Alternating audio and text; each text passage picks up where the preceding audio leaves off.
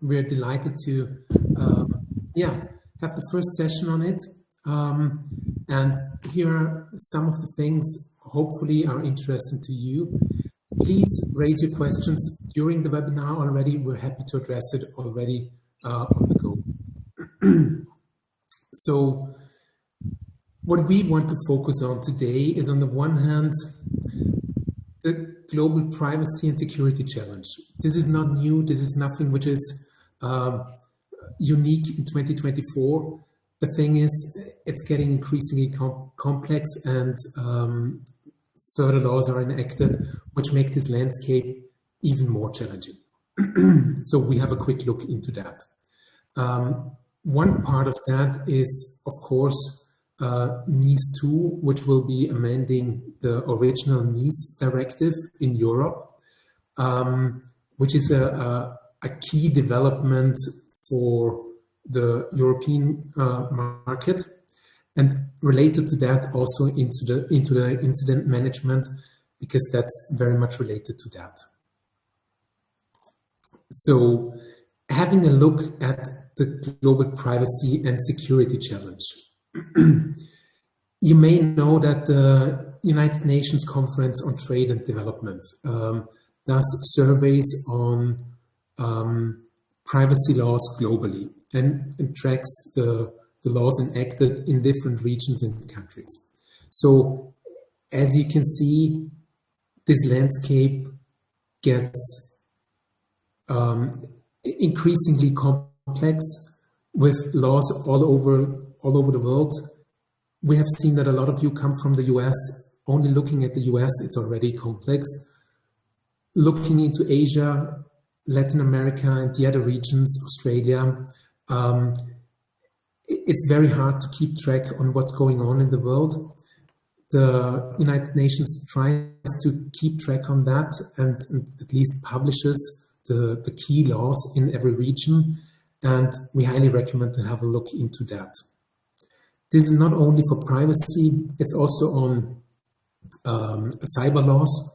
Need to highlight that this is a survey on cyber crime legislation, so not security laws, but at least it gives an insight into which regions, which countries address security and cyber crime in their national laws. Now, the key question is, why should you worry about laws in another country? You're most likely located in the US or in another region. You have enough to do with your own laws at home, so why look abroad when doing international business? And the reason for that is this concept of the extraterritorial scope.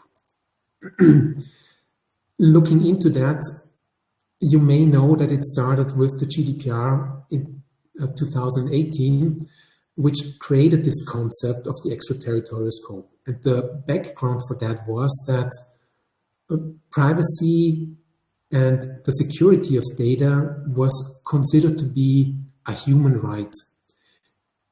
This means that the legislator is required to protect personal data and ensure the security of the data against everybody. No matter where this person or company is in the world, it is a human right, and therefore it needs to be ensured. And therefore, it's only consequent that the GDPR addresses not only European companies, but also addresses companies globally when targeting the European market. Now, this concept, which was introduced by the GDPR, became some kind of global standard, and other countries' legislature followed this role model of the GDPR and also enacted on their end privacy laws, security laws with an extraterritorial scope, so that companies around the world need to deal with laws and regulations which are very hard to access on the one hand, like the Chinese law, for example, or the Turkish or the Thai law, but nevertheless are caught by the scope of these laws. And so The first thing is, and this is something we want to show you with the example of Switzerland, that you should be aware in which countries you are active, in which countries you are operating, and get a clear understanding of the laws in these countries.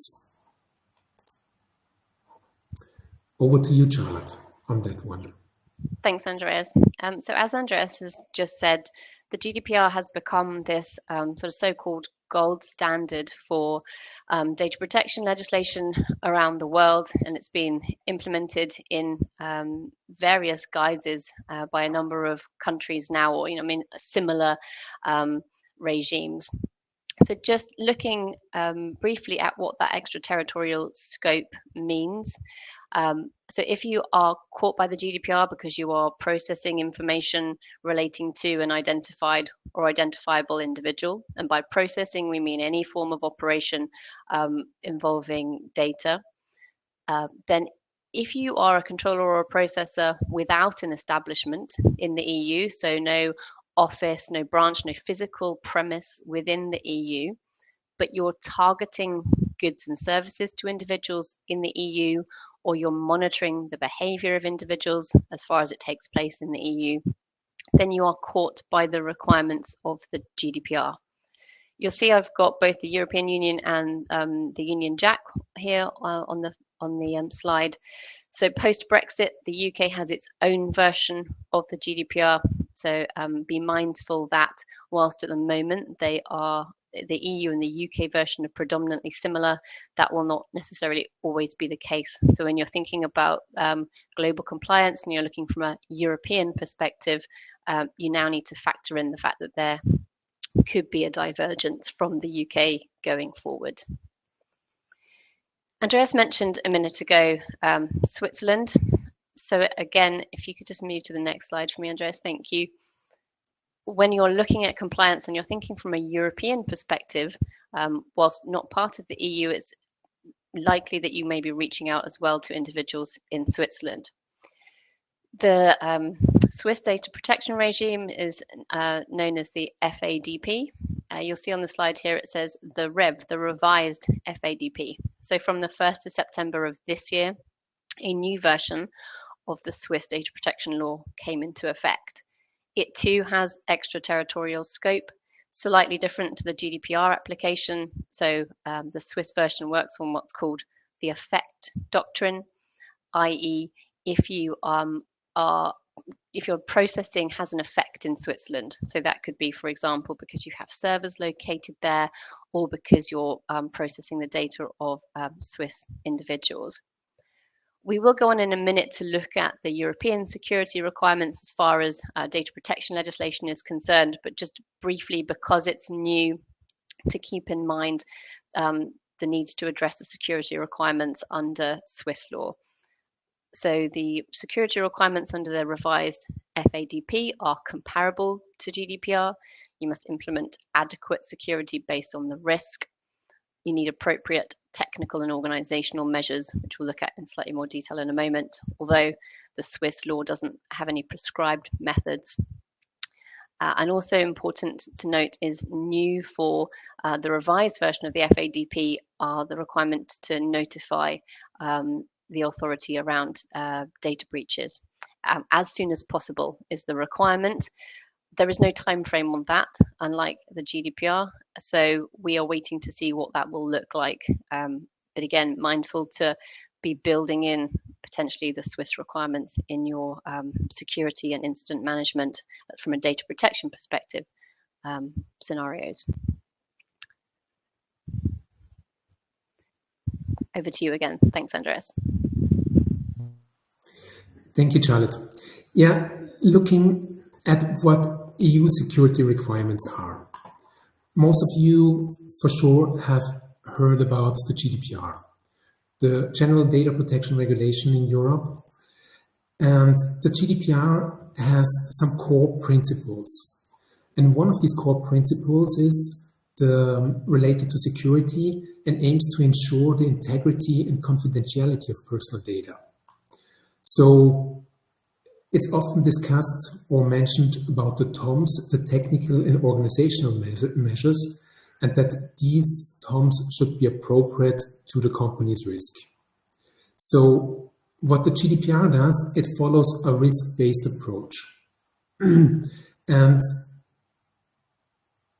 this core principle and this risk-based approach needs some kind of implementation provision. And this implementation provision is in Article 32, which says that when looking at the risk of a company, you should take into account the state-of-the-art security measures, the implementation cost, which is interesting, the nature, scope, context, and purpose of the processing, which more goes into how risky is the data processing, and the likelihood and severity of a potential incident. So that's what the GDPR says, and the GDPR also has a few suggestions and examples for security measures, like the pseudonymization, the encryption of data, the regular testing, and things like that. However, the risk-based approach is, let's say, super flexible. So you can interpret it quite individually, I would say. And it needs to be highlighted that these security measures, this requirement to implement adequate security measures, do not have the effect that any individual has a right on that. So there is not a data subject or an individual which can claim that a company needs to implement a certain measure on security. However, it also needs to be highlighted that not meeting the security requirements is among the top 3 reasons for getting a GDPR fine. So it leaves quite a broad interpretation how to handle it. However, when it comes to the case law, it seems that it gets stricter and stricter. Now, the most important thing here is that there is, besides the GDPR, something called NIS. And NIS is the Network and Information System Directive. This is, from its concept, the core cybersecurity law in Europe. It also has extraterritorial scope, and the important thing is it exists in parallel to the GDPR. So both of these laws apply in parallel, and it doesn't mean that if you comply with the GDPR, that you also meet the requirements of NIS. Now, the goal of NIS is that the critical infrastructure is protected. So NIS aims for the resilience of infrastructure, which is defined to be something every person, every company needs in Europe. And so the key obligation of that is to ensure the management of cybersecurity risk and to minimize the impact of, in case it happens, an incident. And so there was now NIS, the original version of the NIS directive, NIS 1. And there was a survey done on what was the effect of NIS. And this found that the scope of it was very limited. There was a lack of clarity to whom it applies, which also is something which is related to this differentiation between a regulation and a directive. So the GDPR is a regulation, which means it is directly applicable. Member states in Europe do not need to transpose it into national law. NIS is a directive which needs to be transposed. And this transposition of the directive into national law was quite different. Just as an example, some countries did not consider hospitals or medical infrastructure as critical. Others even defined a sole practitioner as a critical infrastructure. And so it was very different from country to country. And then there was, in addition to that, quite a bit of enforcement problems because of a lack of cooperation between the different authorities. And so the decision was to revise NIS and enact a new version of it. And this new version should address all these shortcomings of the first version of it.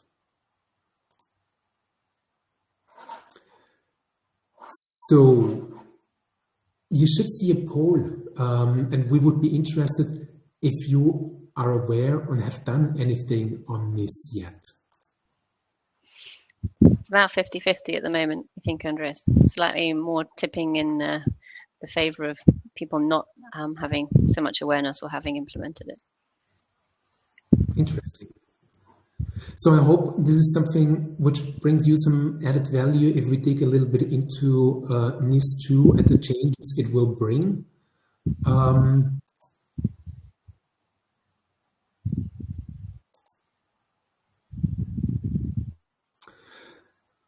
Looking into the changes NIS 2 will bring, you see here some bullet points, and these are some of the topics we want to address. Give me a second. Just waiting for the second poll as well.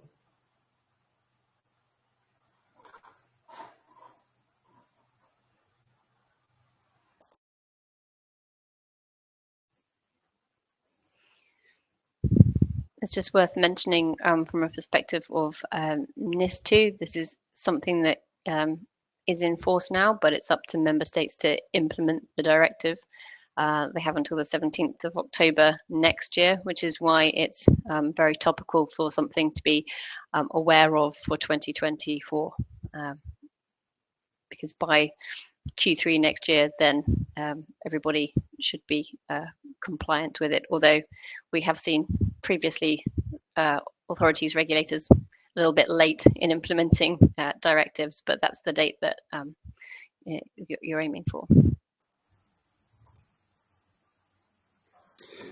Super. Thank you for all your insights. So jumping back to the agenda here on NIS 2, I think it's, first of all, and for you, most likely the most important thing to know, are you caught by the scope of NIS? And you will see, Charlotte will introduce it to you, NIS 1 is quite different from NIS 2. So one of the key differences between the two are that the scope of NIS 2 was expanded and that a lot more entities are covered or are caught by the scope of NIS going on from October onwards. There are also some core cybersecurity measures hard-coded in the law, and every company which is caught by NIS should have a look into these ones. The incidents reporting requirements were updated and are different on the one hand from the GDPR and also on the other hand from NIS 1. And as already said before, the authorities had quite a bit of problem with enforcing NIS 1, and therefore this cooperation between the authorities is revised, and there are additional authorities now implemented which shall help to get more relevance on NIS 2 than it was before. And one of the key things around that is, of course, a stronger sanction for non-compliance.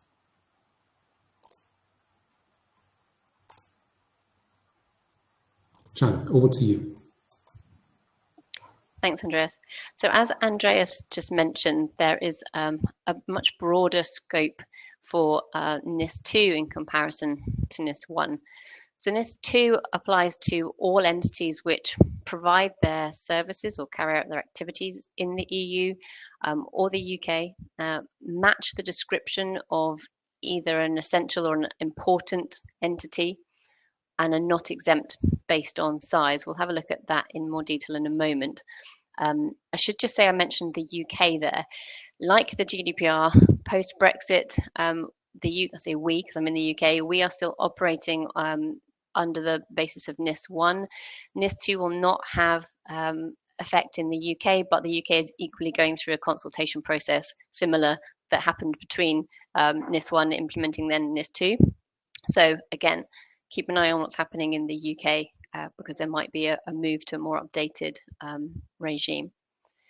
So under NIS 1, there were these sort of two buckets that providers could fall into, those operating essential services, so those that would have a significantly disruptive effect if an incident occurred. So we're talking critical national infrastructure, health services, critical digital infrastructure.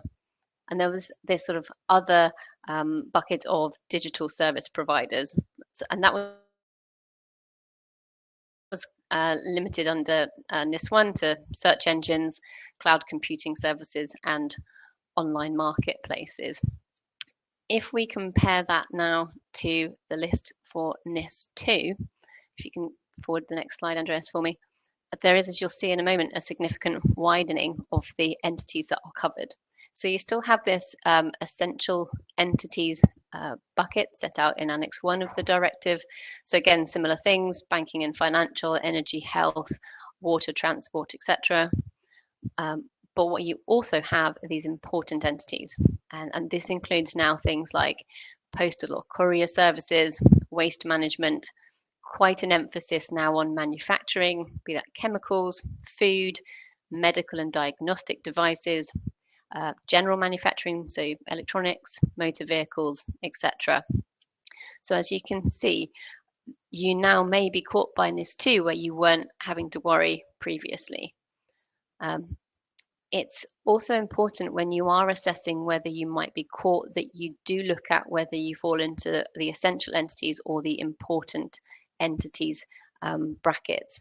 That's because there are specific supervisory and enforcement measures around the essential entities. So the authorities have greater powers in terms of things like audits, etc., even without there having been an incident for essential entities, and the penalties, the financial penalties are greater. So therefore the risk is greater if you're falling into that essential entities, but you cannot overlook it if you're in the important entities because actually the compliance measures apply equally to both groups.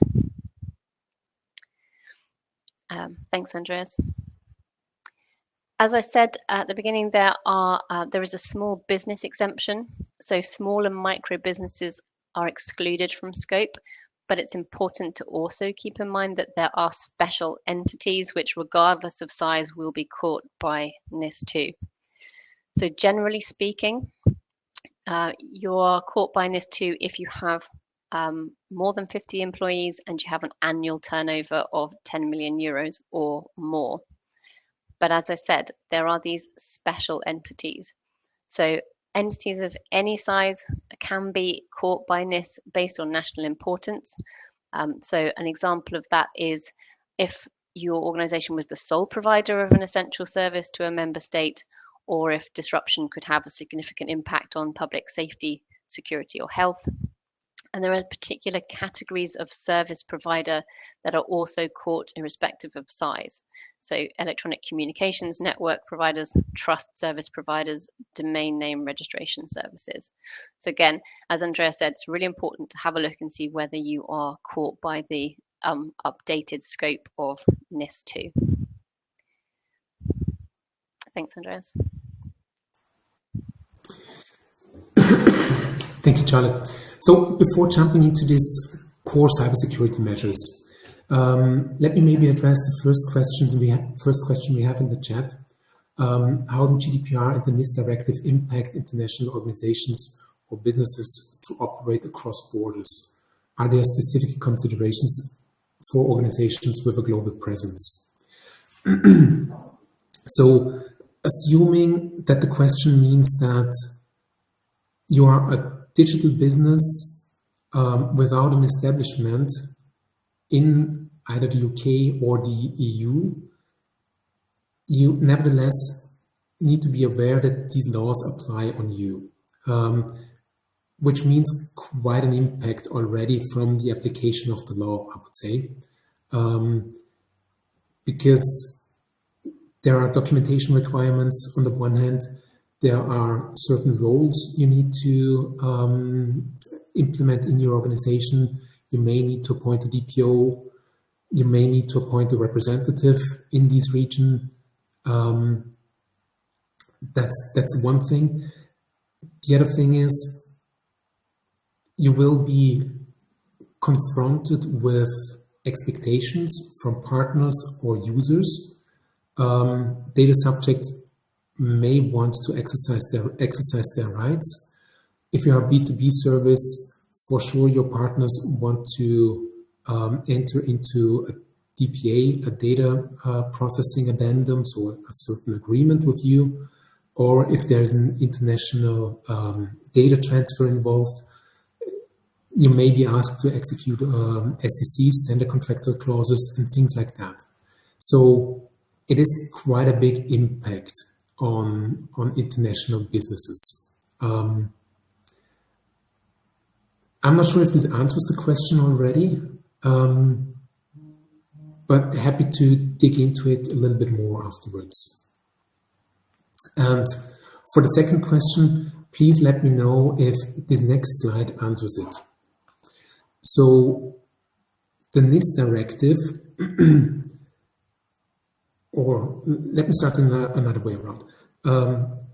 The core purpose of NIS is to address cybersecurity. The core purpose of the GDPR is to ensure the compliant handling of personal data. So when looking into cybersecurity and the setup of a company, NIS maybe has more implications on your business when it comes to how do you need to set up your risk management. And so there are 10 core requirements you need to do, which are the minimum set of requirements stipulated by the NIS directive. And the first one is very simple. These are just policies which are related to risk analysis and information security. So that's not, let's say, a rocket science. A lot of companies have that already, so no big issue around this one. Incident handling, however, is something which becomes increasingly complex. NIS introduces reporting lines and notifications to authorities which are different from the GDPR, which means that you, in case of an incident, you may need to report to different authorities. Charlotte will dig into that afterwards. And a lot of focus in NIS 2 is on incident handling and prevention. The next one is business continuity, and this is related to backup management, disaster recovery, crisis management, all around that. And please let me also apologize for this slide here. It is quite text heavy in the end, when we come to the end. But these are the requirements listed by the law itself. And therefore, I think it's worth to have it in text form here as well. There is the supply chain security, which means this is something you may know from the GDPR, that you need to go down all the supply chain from sticking to the GDPR terminology, controller, processor, sub-processor, sub-sub-processor, and so on, to ensure that everyone in this supply chain has the appropriate security level implemented. Vulnerability handling and disclosure is something which is embedded in a broader topic, which is the security in network and information systems, and this in any stage of the life cycle. So from the acquisition to the deployment, to the maintenance, and to the replacement of it. In all of these life cycle stages, you should be aware of the vulnerability handling and the disclosure of data. This assessment of the effectiveness is basically a constant test, learn, and improvement process, with the goal to make this critical infrastructure future-proof.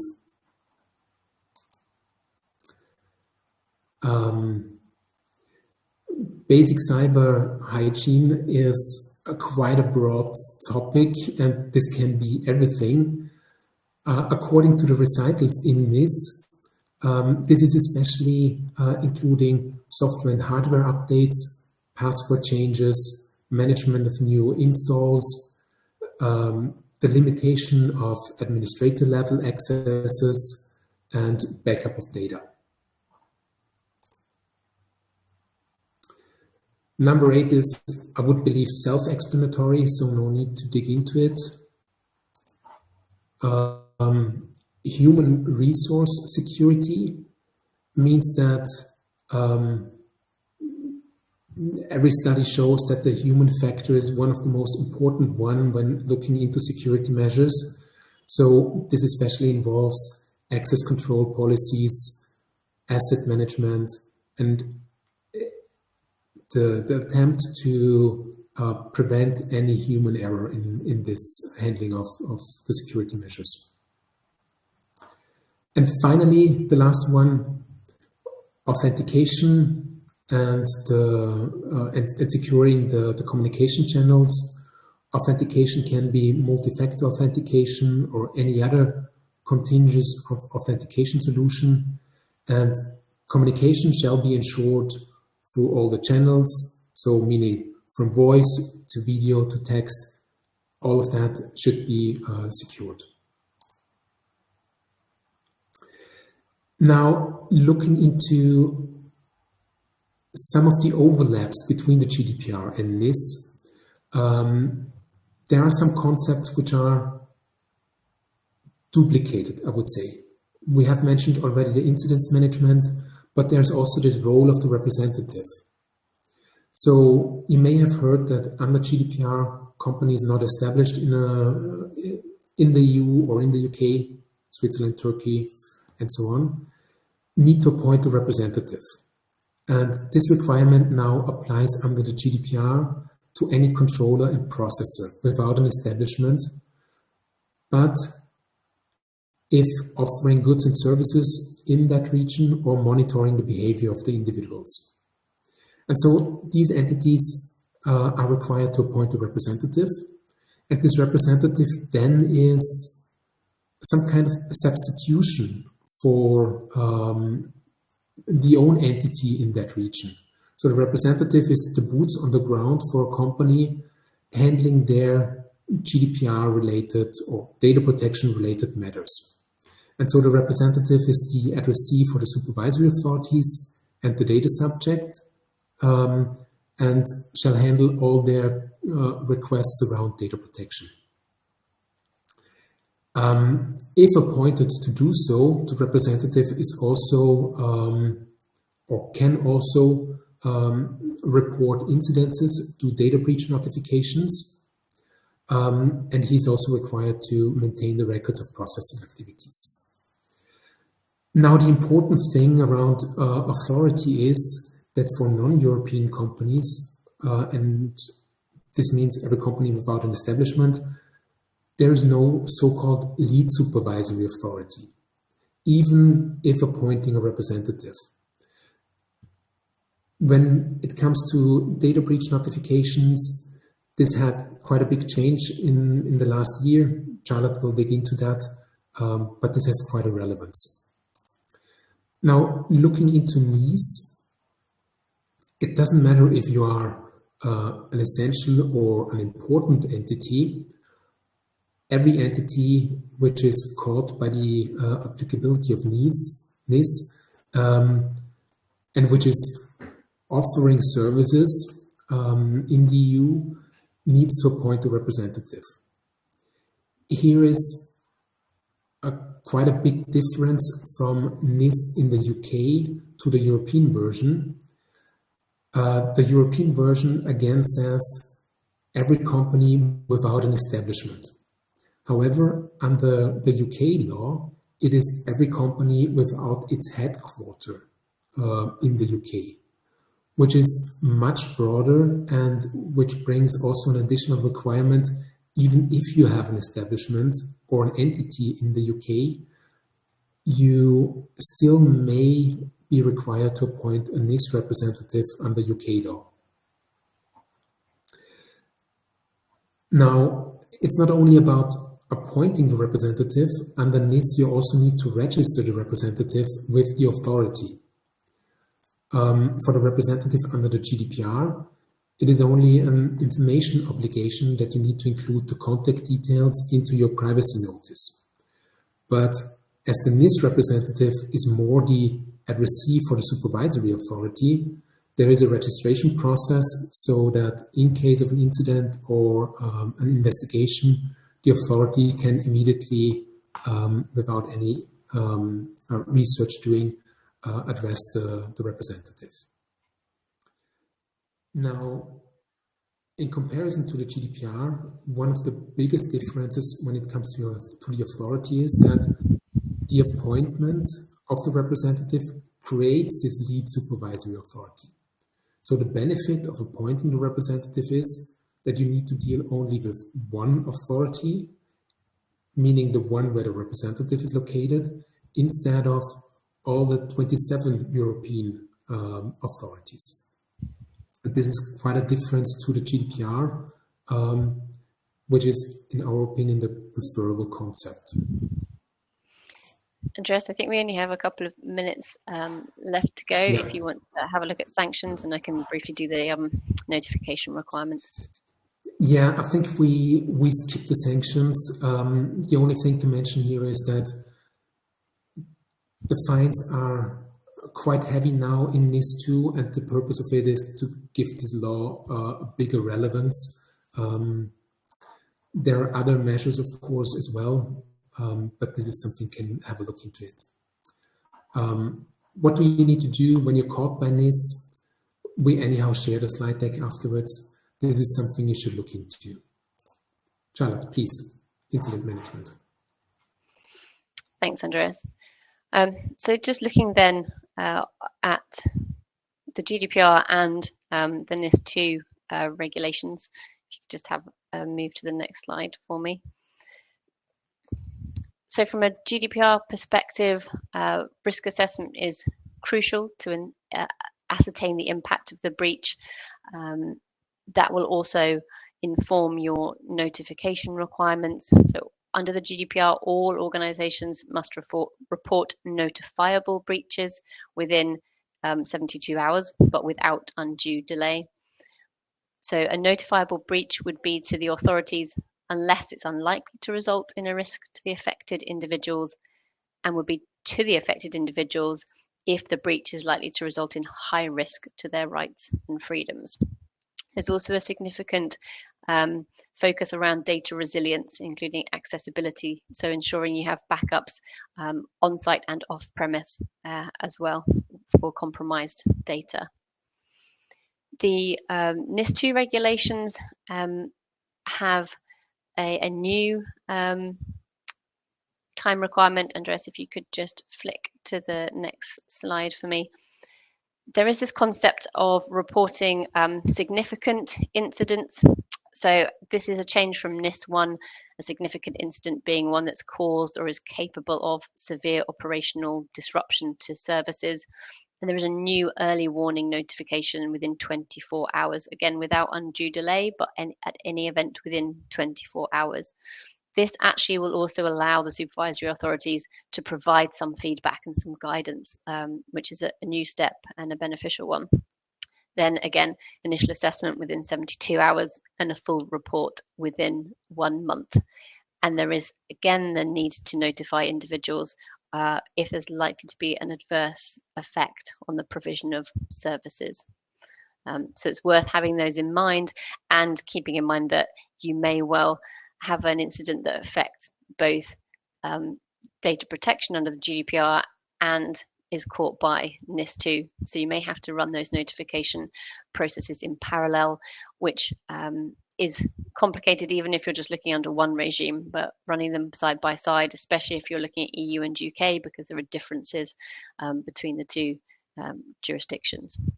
So again, worth having your policies and your procedures, your reporting lines and clear internal documentation in the event of having to make a notification and handle a security incident. I think we may be just coming towards the end of time there. Yes, I think we can skip this one. We discussed it already. There are different authorities in case of an incident to report to. The most important thing is keep in mind that you may need to report under GDPR, you may need to report under NIS in the UK, and you may need to report under NIS in Europe, which are different regimes. And yeah, prevention and response, happy to dig into that. If you have any questions, please just drop us an email. I think that's the easiest thing to, we're happy to answer your questions. And I see there are some questions in the chat. So if you just drop us an email, we're happy to dig into that.